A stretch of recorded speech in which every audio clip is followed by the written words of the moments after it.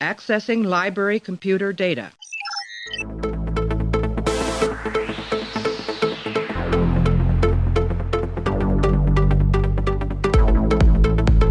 to make sure history never forgets, the name, Enterprise. Hey everybody, welcome to the Pensky Podcast. If you haven't tuned in before, this is a podcast where we are running through all 178 episodes of Star Trek The Next Generation, giving our thoughts and feelings about each and every one. Right now we're up to episode 26 of season 4, season finale for season 4. This one is called Redemption, part 1. It was directed by Cliff Bole and written by Ronald D. Moore, and it aired back on June 17th, 1991. In this one, Worf resigns, the Klingons and the Romulans seem to be getting together, and it looks like Tasha Yar from yesterday's Enterprise is going to make a sneak appearance somehow at the end of this episode. Clay is going to stop by to talk about this one. We're done with season 4, so right after this break, me and Clay are going to let you know what we thought about the first part of the Redemption storyline. I would speak with you. I do not hear the words of traitors.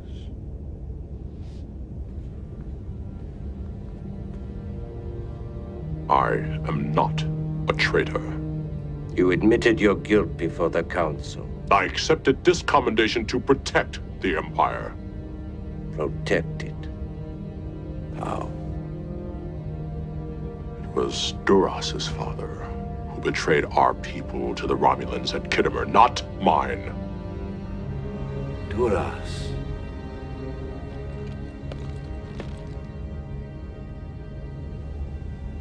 There is proof of this. There is. Why would you accept dishonor to protect Duras? His family was too powerful. To expose him would have split the Empire. Instead, the Council chose to blame my father. The Council knew?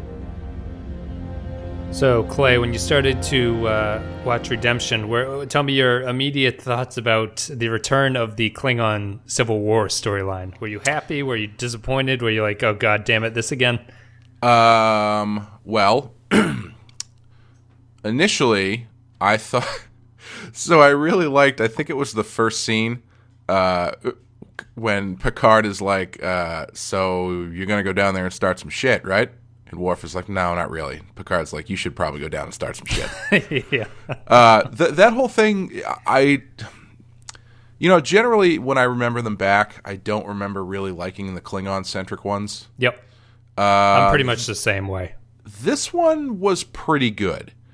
I think it wraps up too quickly. Well, we can get into it as we get into, what happens towards the end. But I think they could have structured this a little bit differently for a season ender. But yes.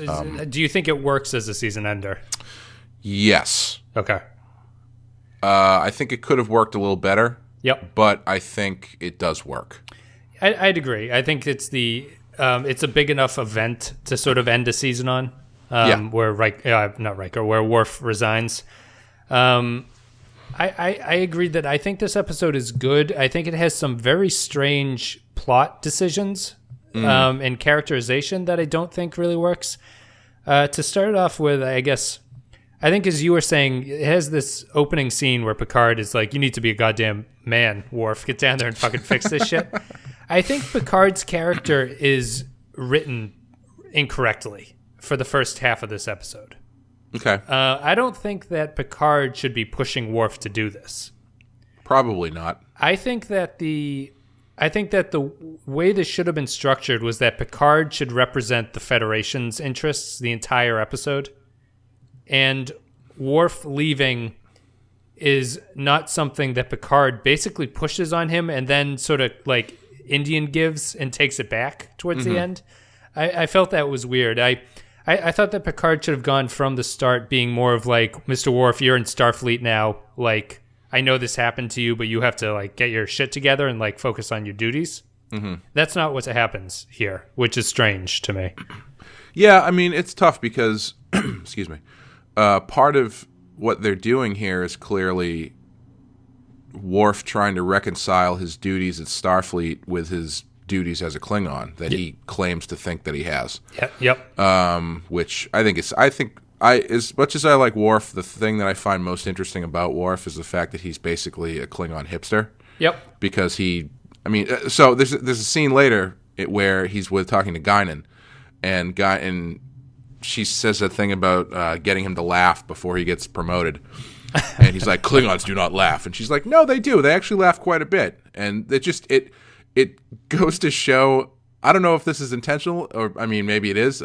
Maybe I should give the writers enough credit, but that's actually a really good summation of Worf as a character. Yeah. Because he has an idea of what Klingons should be, or what he thinks Klingons should be, which is based entirely off pretty much zero experience. Yes. And I think the writers are aware, because I don't think you can write that Guinan scene. Maybe they're becoming aware now and they weren't aware earlier, but they're becoming aware of the fact that just because of the way that Guinan scene is written, that they know Worf doesn't really know what he's talking. He either doesn't know what he's talking about, or he's being intellectually dishonest about what he's talking about.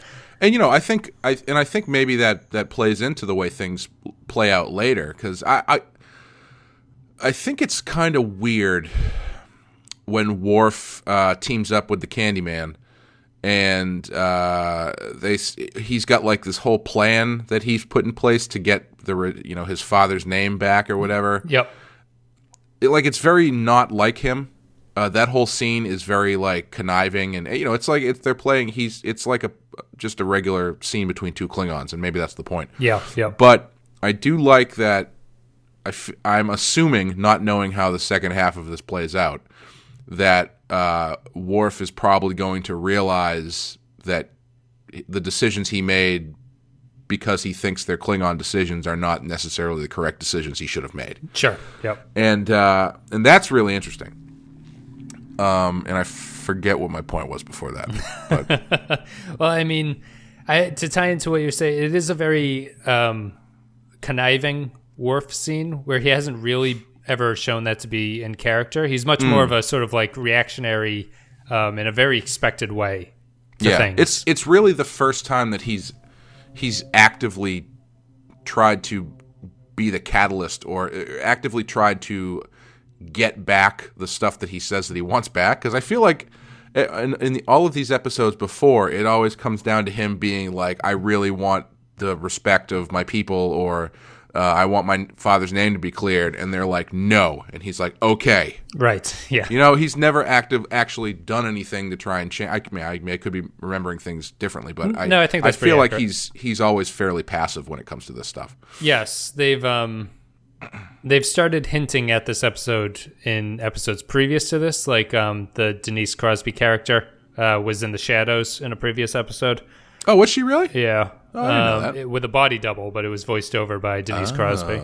Well, I can tell you, it's a good thing that Data broke it off with that Jenna chick, because as soon as he gets one look at that blonde Romulan, it's all over. It's all over for him. She's got that angular haircut and pull that romantic subroutine out of the trash bin, Data. I think that redemption. I like the Klingon. The Klingon storyline is funny to me because I think I might like respect what they're doing more than I enjoy watching it. Yeah. In some ways, I think that it's like like the conflict between Gowron and the Duras family is like a pretty interesting argument that he's making. It's like his argument is like people need to respect the law. Like the law says that I'm the right person, but popular opinion seems to be with the Duras family. Mm-hmm. At least that's what the episode seems to be implying, that most of them are with him. Right. And it's a nifty little look into a culture that we never really get for any of the other cultures. Like this is the most we've ever seen into an alien race. And it's bringing up the fact that this also happened in the Mind's Eye, which was the other Denise Crosby appearances, Selah or Selah, I forget how you pronounce it. I haven't seen the episodes in a while. The Romulan Klingon Federation power struggle is kind of interesting. Yeah, I find it interesting, but at the same time, maybe this is just a fact that I have due to that I haven't watched all of them in a row, but I don't actually really know what the Romulans are about. I just know that they're bad. Yes, I think I'd agree with that. the previous episode, the Mind's Eye, which is sort of like the precursor to all this stuff, just has kind of is positing the argument that the Romulans are just trying to sort of break up the Klingon Federation alliance. Just have like a with 3 people, 2 of them are always going to be ganging up on one is kind of the idea. Yeah. And I think the Romulans are just trying to swing it to the Klingons. I asked Modi this. I'll ask you: Do you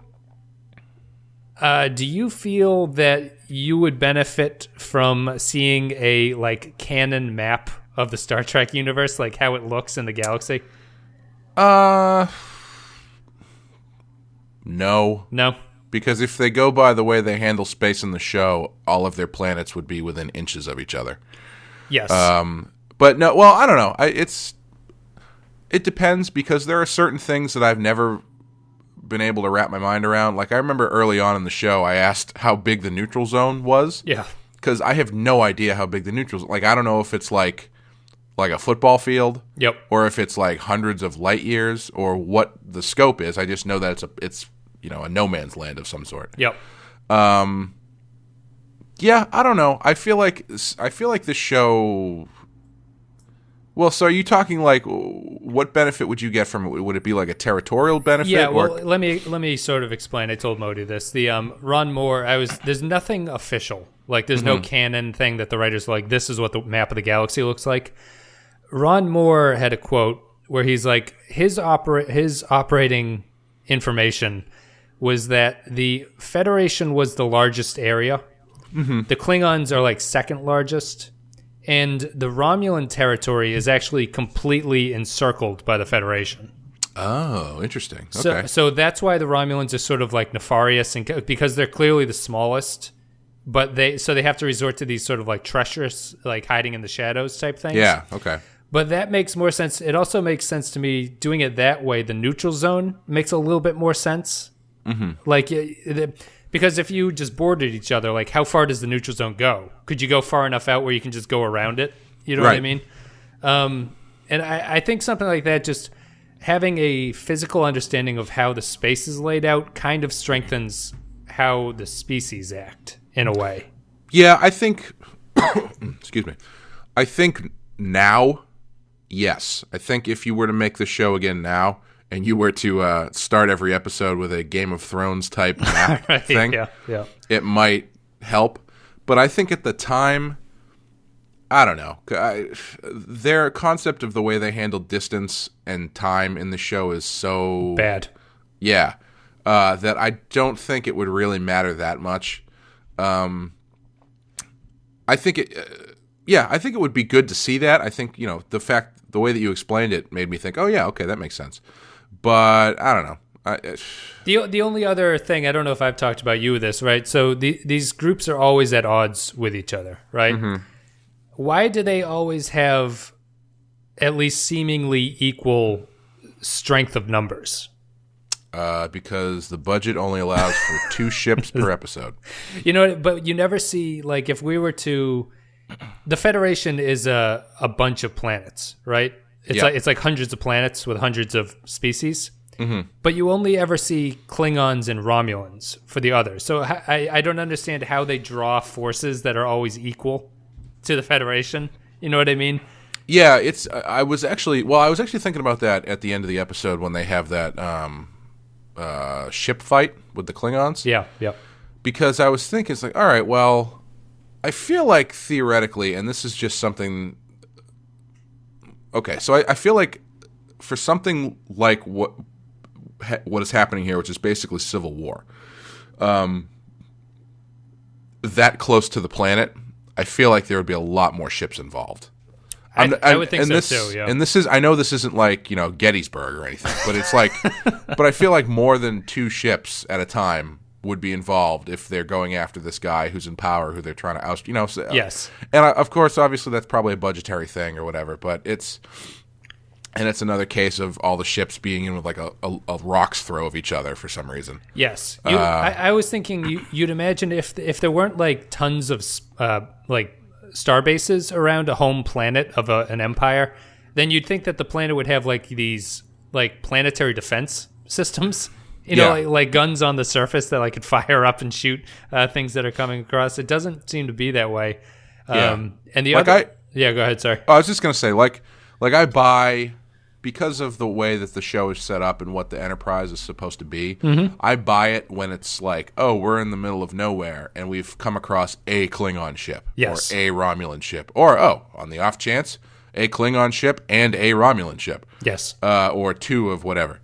But when they're that close to a planet where it's clearly they have enough stuff to start some shit, I feel like there should be more. There should be. I think it's really just we've talked about it before. The show's sense of scope and scale is bad. It drives me. Yeah. It drives me crazy that in all of these episodes they always portray the Birds of Prey ships to be exactly as big as the Klingon battle cruiser, which might be too nerdy, but the point of them seems to be that the Birds of Prey are like the maneuverable ones. They're like the TIE fighters to the Imperial Star Destroyer.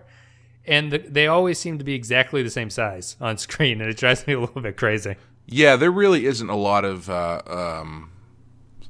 size variation when it comes to ships at all. No. I mean, I think the only one that I can really think of where they go out of their way to show you how much bigger it is the Borg cube. Yes, and we even noticed that it depends on a scene-by-scene basis how they portray them. But yeah, it would be interesting if they had done more, because especially when you've got the Enterprise, which is, for all intents and purposes, Superman, right? Yep. You get a lot more tension out of... You would get a lot more tension out of, sir, our deflector shields are at 10%, if the thing they were fighting was clearly bigger and clearly potentially stronger than the Enterprise. Right. But if everything's just sort of the same size and, it all seems like it's kind of comparable, it's like, all right, well, whatever. Yeah, it seems very wishy-washy about why the shields drop so much in some circumstances but hold in other circumstances. And I mean, the size is just an easy shortcut for bigger is stronger. That's like a sensible thing that a viewer would understand from it. Also, as far as tactics go, man. Lowering the shields. So you've got two ships there, right? Yep. Why don't you send one of them around the back or something, so they can't get shot at? Leave the one in front where the guns are. Right. Although I mean, maybe they can shoot from all directions. I don't know. I guess probably they can. But I feel like maybe separate your ships and leave the one that's closest to their guns with the shields up or something. I don't know. It was pretty silly. I was remarkably unimpressed by the Klingon operating under in a battle. Yeah. They seem incredibly piss poor at handling what they're doing when their culture is all about this. Yeah. Gowron seemed like he was in way over his head. He couldn't do anything right. It was basically just Worf being there. Well, now we know why nobody wanted him to rule the country or whatever. So to tie it back into... Oh, sorry. Here's a question. Sure. I was listening to another podcast. They were talking about Star Wars, and they made the good point that I haven't really thought about before, where Star Wars could be a problem, or depending how you feel about it, where every planet that they go to is entirely one ecosystem. Yeah. Does the same thing... I feel like we've kind of touched on this a little bit in Star Trek, where it seems like the Klingon home planet, is that entirely one society of Klingons? Yes, I think so.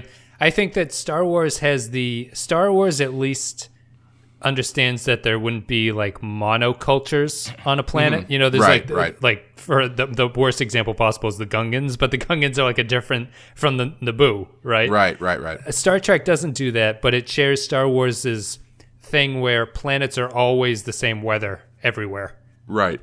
Which doesn't make any sense, but I don't know if that's just a budget thing. They tend to design the planets like they're all gas giants. They're all very colorful and swirly, as opposed to looking like they have land masses on them. That's a good point. Which is, I guess, just a design simplification of something. But I'd agree. It's the difference would be Star Trek Nemesis, right? The Remans are a subspecies of Romulans, basically. but that has not been the case so far. And that kind of ties into my thing about why are the Klingons and the Federation the same size? I guess canonically they're supposed to say that the Klingons are an empire who have conquered other races, but you just never see them. Yeah, that's kind of a bummer. That would be interesting. Then the Mind's Eye episode, which I keep bringing up because it's basically hinting at everything that happens here. The Enterprise visits a Klingon colony where there's a rebellion going on, and the Klingons are trying to put down this rebellion from non-Klingons that they've conquered. Oh, that's interesting. And is that episode any good? Maybe I'll watch that one. Mind's Eye is very good. Yeah, I'll watch that. Modi gave it a 5. I gave it a 4, but yeah, I think it's good. Yeah, so I mean, to tie it back into what we were just talking about with the space battle, I think the most interesting thing about this episode is the tear, which the show does, but I think it could be strengthened. The difference between what the Federation wants to get involved with and what the Klingons are doing. Mm-hmm. It's epitomized in the scene where the Enterprise can't join in the fight on the attack on Gowron's ship. Right. I wish Picard was a little bit more torn about his duty. He is torn, and I think they do a pretty effective job. But I think the real drama from this episode, outside of Worf's thing, is just the what the Federation is willing to do. And I almost wish that there was some kind of Federation character that was, like being the exact Federation thing of we can't get involved. The devil on Picard's shoulder. Yeah, like I think that, maybe they should have brought back that guy from the Drumhead who just showed up and didn't say anything, and then when he walks out of the room, you know that you've screwed up. Yeah, right. No, but I think what you said earlier about Picard needing to be more Federation biased would really have amped up that decision. Because if he had been towing the party line the entire episode, when he makes that decision, it would make a lot more sense. Right. Yeah. So that whole sequence kind of brings me to what I was talking about earlier about my problem with the structure is I feel like that should have been the end of the episode. They should have, like, Picard leaving Worf there. Yes. I feel like is a natural break point. Yep. And would have been a good cliffhanger. So I think, so as this episode stands, I think it's a good way to end the season. But I feel like they should have broken it up into 2 and had everything up until Picard leaves be the second to last episode. You know what I mean? Right. Yeah. So it would theoretically be a 3-parter with the first 2 at the end of this season, then the wrap up at the beginning of the next season. Yep. Because after that sequence, for something that has been as big of a plot point for Worf's character as getting his family's honor back, he does it in about a minute and a half. Yes, he does. I was always laughing through this episode. Gowron believes everything that Worf says immediately. Yeah, with no question. Yep. So, like, it seemed to me like the natural progression of this story should have been Worf decides he wants to do X is the first episode, which ends with him getting into a problem because he decides to do X. And then the second episode is, okay, how does he deal with the consequences of his actions in order to actually get back what he's wanted to get back? Mm-hmm. And then at the end of that episode, that's when you bring in the Romulan thing, the way that it ends as it ends. Yep. But yeah, I just think it moves really fast once they get to that point. They do. I think it just has, like, Gowron believes everything immediately. Worf like jumps around more than is necessary in this. Like, he asks for leave and then he comes back. It feels like that's too much. And the whole thing with him looking at the Federation records. Yeah, like that didn't seem to serve any purpose whatsoever, except to have that one scene with Picard and Worf. Right, and it's kind of they're kind of hinting at the fact that Picard is like, I'm not going to do anything more, but then he kind of does a little bit. Like, it felt like that scene would make more sense to me if it's like we were saying, Picard from the start was unwilling to be as big of a help to Worf as he is in this episode. Yeah, and the other thing I found interesting too is, like, when they finally do have that scene where he gets his redemption back or whatever. Yep. There's like 4 people there.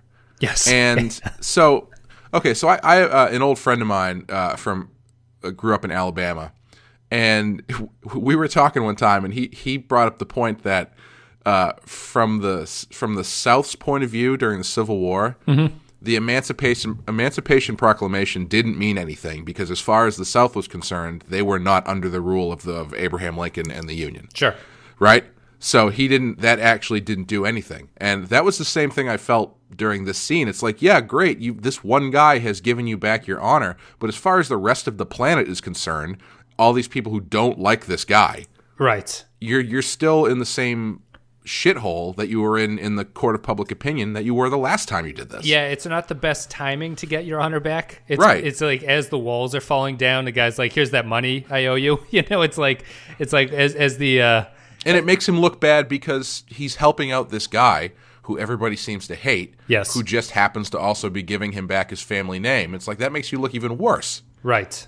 Yeah. I mean, it sort of ties in because Worf is like completely unable to go to the Duras family. You know what I mean? Like he only has Gowron as his option at this point.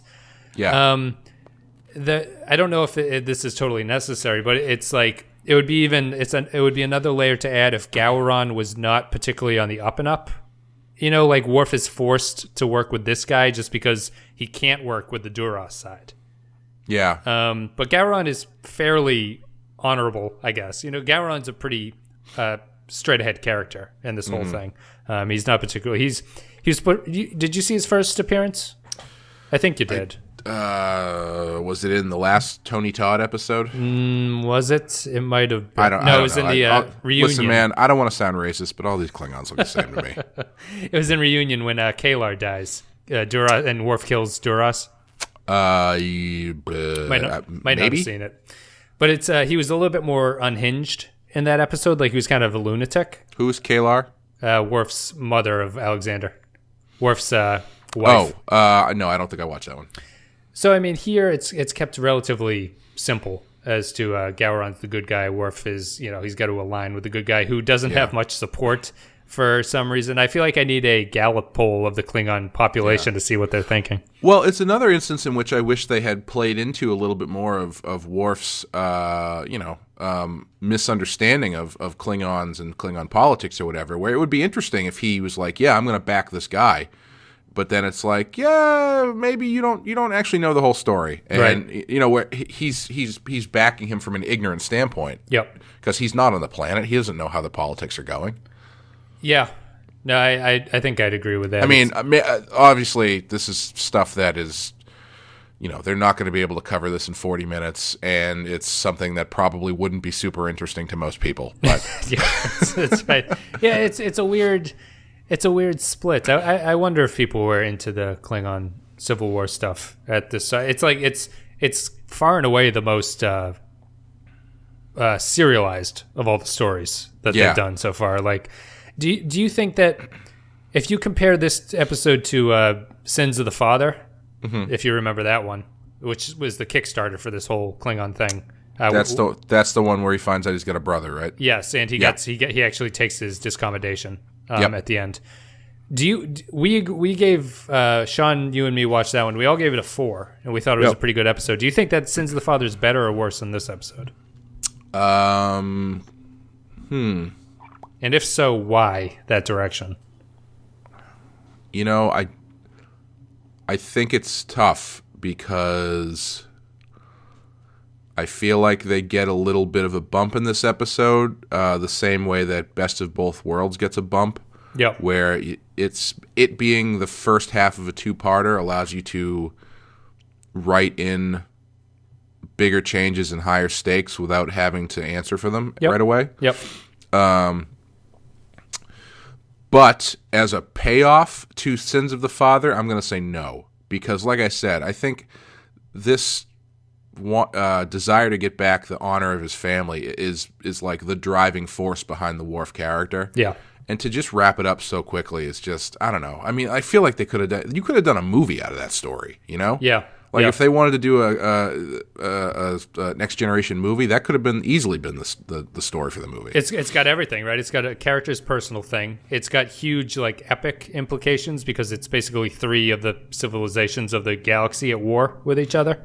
Yeah, just anybody out there listening, if you want to take scenes from this episode and Sins of the Father and cut a trailer that also involves the if you were any other man, I'd kill you where you stand, and the line must be drawn here from First Contact. Yep. You've got a great trailer for a Star Trek movie. It really is I was thinking, And also Alfre Woodard yelling, blow up the ship, John Luke. blow up the damn ship. And the shot where he's firing machine guns at the poor guy. This episode actually made me think of the if you were any other band, I'd kill you or stand. This is it's the Worf and Picard relationship is really strong here. Yeah. I was thinking Picard is very interested in the Worf thing. I guess Picard also has a personal interest in this. Like he's been involved since the start. Yeah. So it makes sense as to that. But it's a good episode to show why that line makes sense in First Contact. Anyway. Also, let's not forget to talk about the best part of this episode. Patrick Stewart's double take at the Klingon boob window. Oh yeah. That when he does that double take to the left and immediately looks at her in the face. So that reminds me. What do you think of Lursa and Bator? I thought they were pretty good. I haven't watched the second half, so I don't know how this plays out. But is there a Game of Thrones thing going on here? Is that kid one of theirs? If I remember correctly, that is not the case. Oh, because maybe that would have been pretty messed up if it was. I'm not 100% sure. Do you want me to tell you what I think it is? Sure. If I'm remembering correctly, I think he's a clone of Duras. I think that's right. I might be wrong, but I think that's the case. That's a much more complicated answer than they needed to have, but yeah, I thought they were okay. I kind of would have. I don't know. I'm going to have to save my decision for how it plays out in the next episode. Yeah. Because I feel like they could have been. I feel like they could have done what they did without any interference from the Romulans. And it would have made them stronger characters for it. Yep. But again, I don't know exactly how the rest of it plays out. So I do think the Romulans kind of weaken them overall. I think they're kind of an interesting case study because I think they're super effective villains in this episode and in the show. They become villains in the Generations movie, and they are a colossal letdown. Oh yeah, They're like their scale is perfect for the TV show, but when you try to get them bigger, they don't really work that well. But I think they're well played. They're kind of like an interesting personality to have to deal with. Unlike anything else that we've ever seen, like sort of overtly sexual and things like that. Like that's kind of a different way for the show to go. Yeah, but it makes sense because I mean they've always portrayed Klingon women as like overly horny. Yeah. Well, they're willing to go. Word, they're willing to go and get it. Basically, is right. the way And I don't think it's they've always kind of showed them as a good equal to the way the men act. Yep. So it doesn't feel. I mean, it doesn't feel. It doesn't feel like offensive. It feels like it doesn't natural. feel exploitative. Yeah, or anything. I mean, someone else might feel like it does, but I think they're a pretty good character if you're going to write a Klingon woman. I think it's pretty solid. Yeah. Yep. I don't know how I feel about the boob window shirt, but they're using some severe push-up bras or something there. It's just very distracting. The most powerful weapon in the universe is Klingon underboob. I like Lursa and Bator, I think, and just out of this in this episode specifically, I think they're a pretty effective. They're pretty well. They act pretty well. Like the actresses are pretty solid in what they're doing. Yeah, that kid though, ugh. He's terrible. Yeah, oof. They got to get some better kids in general, but I don't know why it's so hard. But I suppose it's tough for, I don't know how old that actor is, but any younger person trying to make like grand proclamations like the Klingons are wont to do never comes across as well. Yeah. Oh man, you know what they should have done? This is not a kid thing.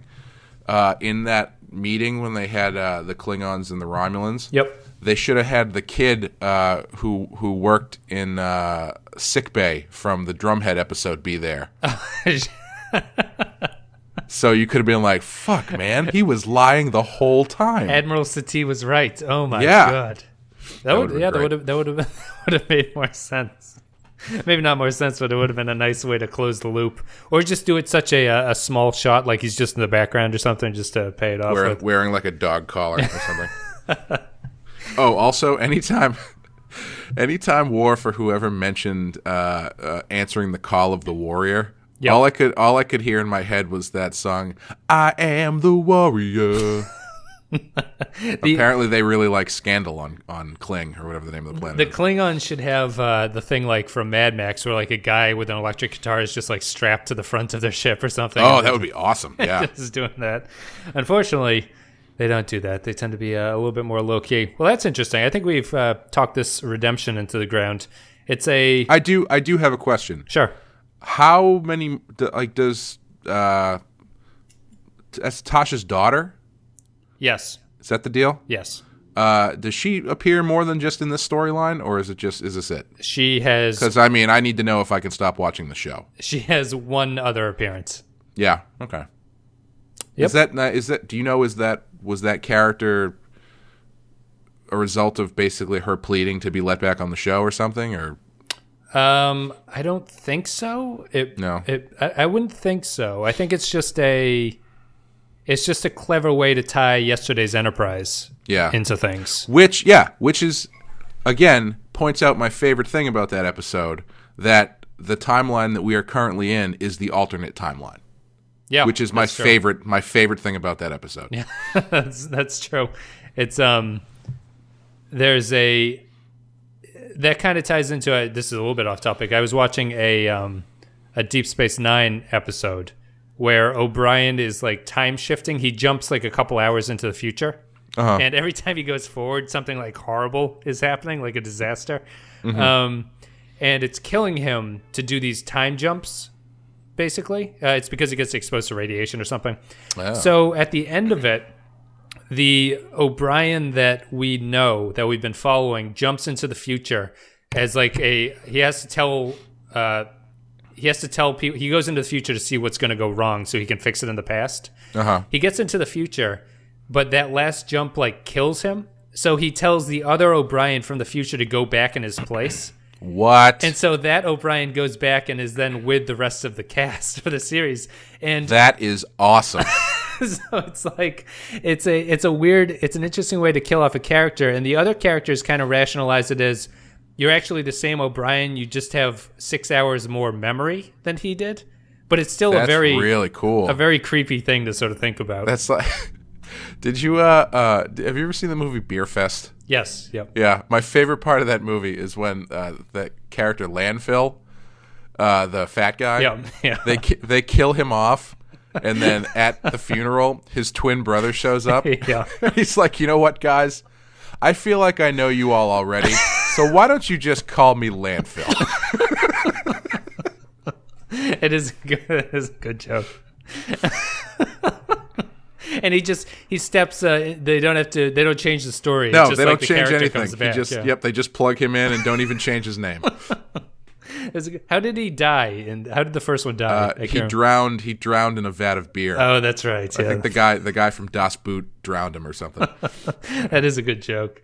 All right. Well, that's it. That's it for season 4. We're done with season 4. Wow. Let's. I'm going to take a break. Only 75 more to go. Yeah, I've finished the first set of Blu-rays, which is amazing to me. It's time to move on to the second packet of those things. So I'm going to take a break. I'm going to play a clip. The final clip of Season 4, Redemption. Me and Clay are going to come back and give our final thoughts. Picard has rejected Gowron's plea for help. The Enterprise has left orbit. Coward! He didn't have the courage to face us. The Federation is... Celebrate later, Tyrell. We should not discount Jean-Luc Picard yet. He is human. And humans have a way of showing up when you least expect them.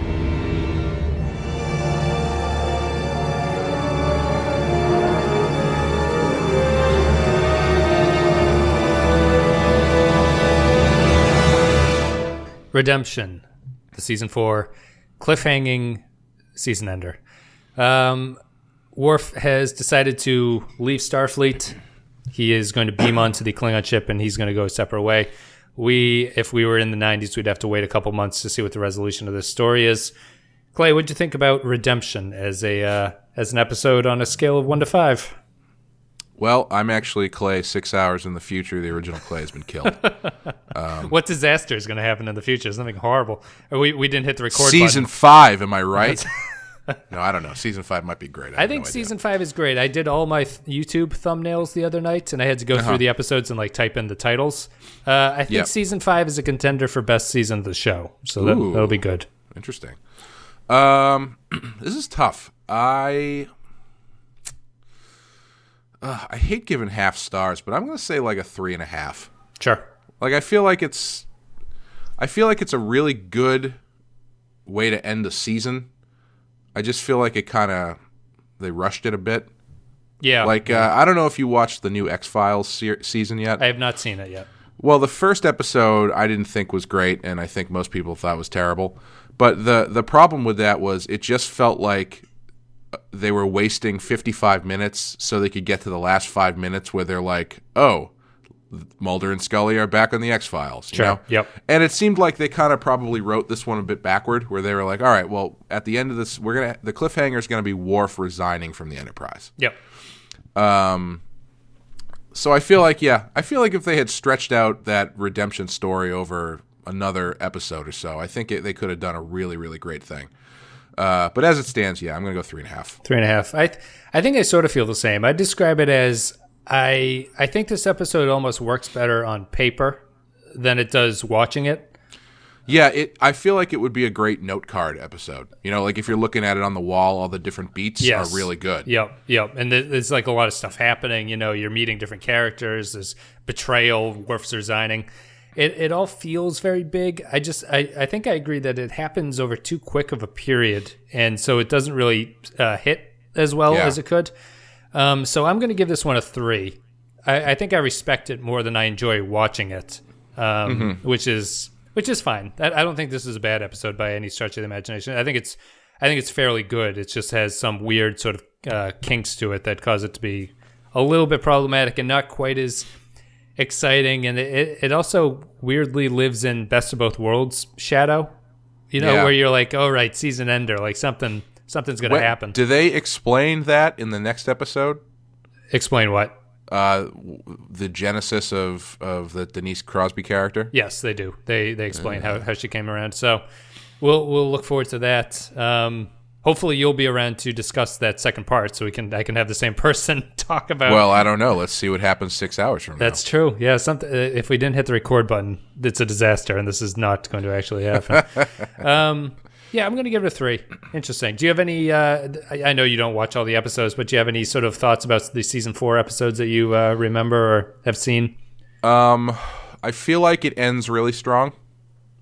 You mean the season in general? Yeah, the season in general. God, I honestly can't remember back to the beginning. No, we had such a long break when we were doing these. We had Best of Both Worlds. We had Family, which were ones that you did.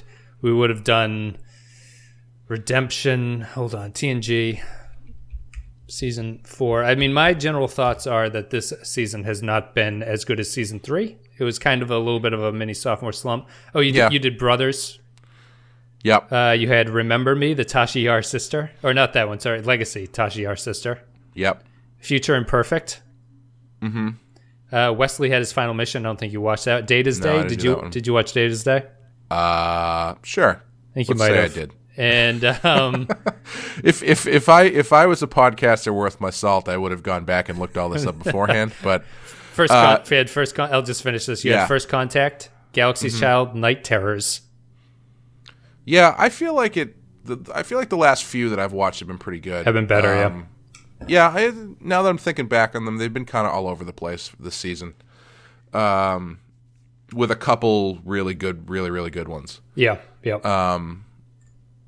I think I don't think it's better than the last season. No, I think that this I'll have a podcast about my sort of general thoughts, but I think that this one, season 3 had many more lows and highs. It was like very peaky. Yeah. This one is much more just down the middle.